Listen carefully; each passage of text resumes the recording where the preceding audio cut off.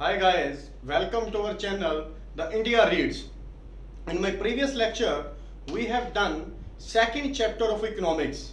Chapter name was People as Resource. We have done part 1 of the chapter. Today we are going to start part 2 of the same chapter, People as Resource.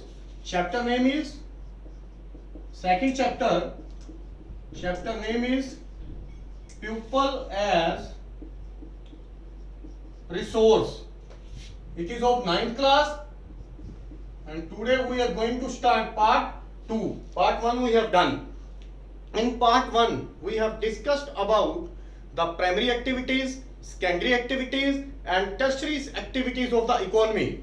We have also discussed about how education and health are important for the growth of the country. How we can utilize people as a resource. कि अगर हम लोगों को opportunities देंगे, अगर हम उनको education और उनकी हेल्थ फैसिलिटीज का ध्यान देंगे तो हमारी कंट्री, हमारी सोसाइटी जरूर ग्रोथ करेगी. तो आज हम उसका पार्ट 2 स्टार्ट करने जा रहे हैं. तो मेरी वीडियो को शुरू से लेकर लास्ट तक ध्यान से देखना है और मुझे पूरा विश्वास है कि जो चैप्टर 2 है people as resource, your all doubts will be clear regarding this chapter. Now we are going to start our second chapter. We are going to discuss about second point. First point we have done about education. What is the role of education in the human growth? Today we are going to start health facilities, or you can also say that health.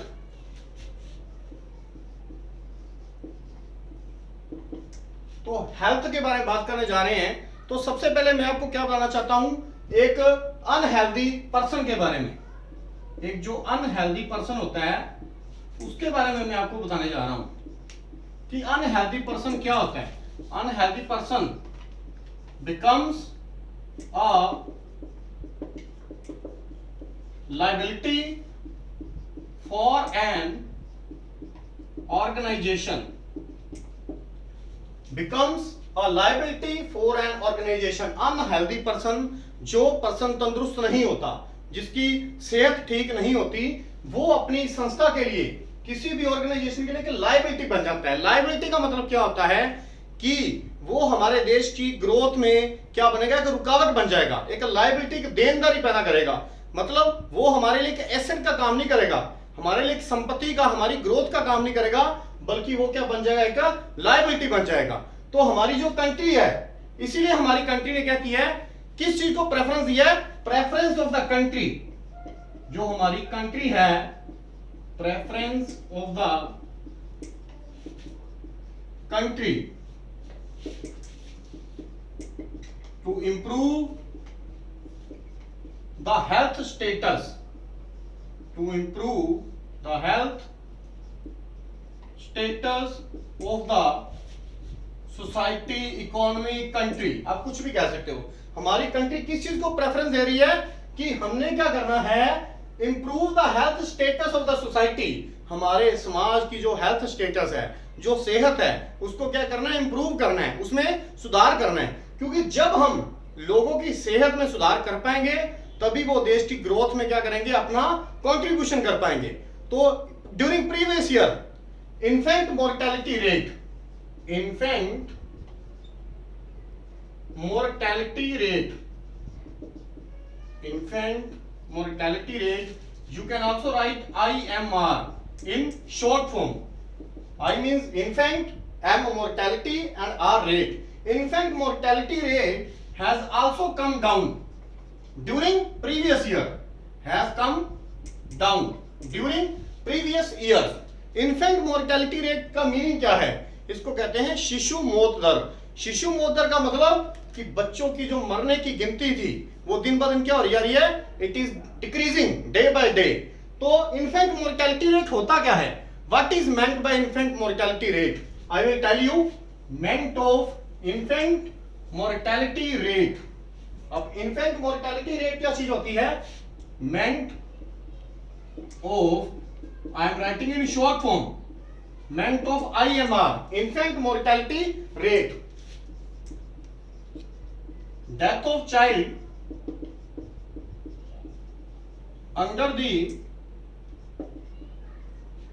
1 year age, कि जो बच्चे 1 साल से पहले जिनकी death हो जाती है उसको कहते हैं इन्फेंट मोर्टेलिटी रेट। तो हमारी कंट्री ने, हमारी इकोनॉमी ने, हमारी सोसाइटी ने कुछ मेडिकल फैसिलिटीज की हेल्प से इस इन्फेंट मोर्टेलिटी रेट को क्या कर दिया है, कम कर दिया है, ताकि जो बच्चे हैं, जो हमारा यूथ है, वो हमारे देश की ग्रोथ एंड डेवलपमेंट में अपना कंट्रीब्यूशन दे सके। Now I am going to discuss about the name of states which have more medical facilities and which have less medical facilities. There are 4 states which have number of medical facilities. 4 states which have more medical facilities.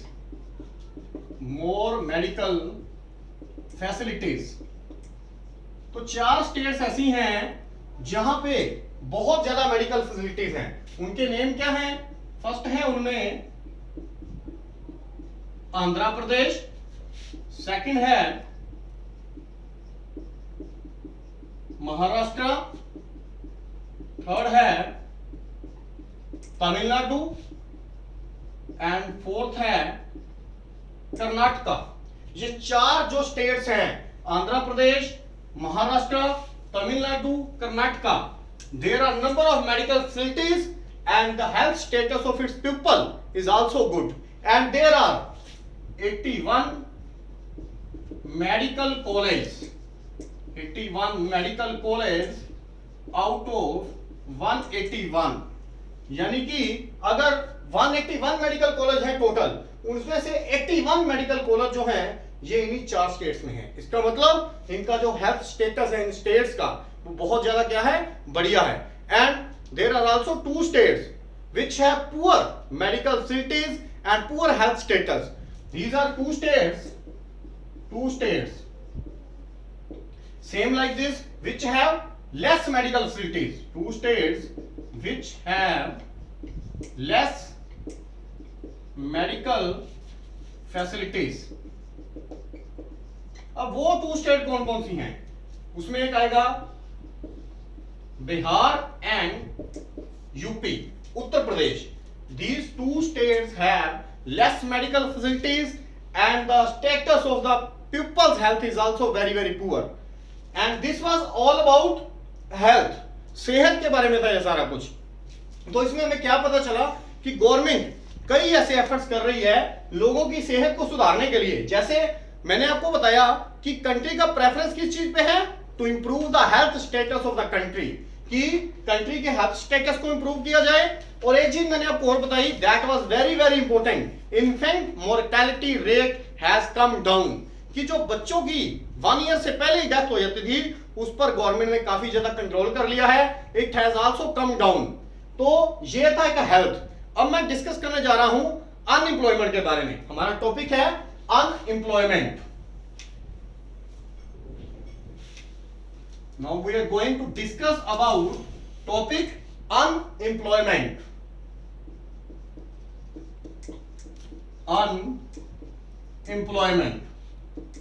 First of all, what is meant by unemployment?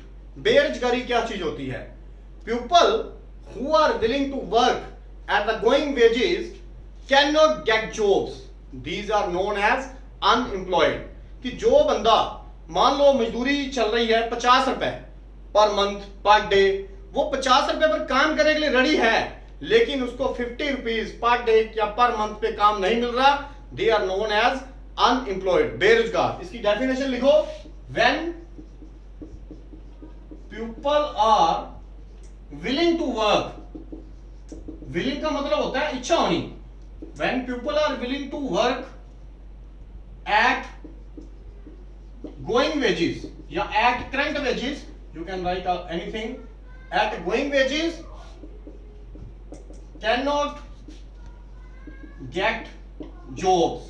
अब देखो इसका मतलब क्या है, when people are willing to work at going wages, जो veg चल रहा है पर डे या पर मंथ का, उस पर वो काम करने के लिए विलिंग मतलब रेडी है, तैयार हैं, लेकिन can't get jobs, उनको अगर नौकरियां नहीं मिल रही, it is known as unemployment। And जो अनएम्प्लॉयमेंट है, it is an indicator of depressed economy, it is an indicator of depressed economy. Indicator of depressed economy का मतलब डिप्रेस्ड इकोनॉमी क्या होती है? पछड़ी हुई अर्थव्यवस्था। जिस देश के लोगों को रोजगार नहीं मिल रहा, इसका मतलब वो अर्थव्यवस्था क्या है? डिप्रेस्ड है, वो पछड़ी हुई है, वो काफी पीछे चल रही है, उस कंट्री की, उस इकोनॉमी की ग्रोथ नहीं हो पाई। अब मैं डिस्कस करने जा रहा हूं unemployment in rural and urban areas. Unemployment in rural and urban areas, it is also different according to the areas. In rural areas there are two types of unemployment. In rural areas there are two types of unemployment. First one is seasonal and second one is disguised unemployment. And in urban areas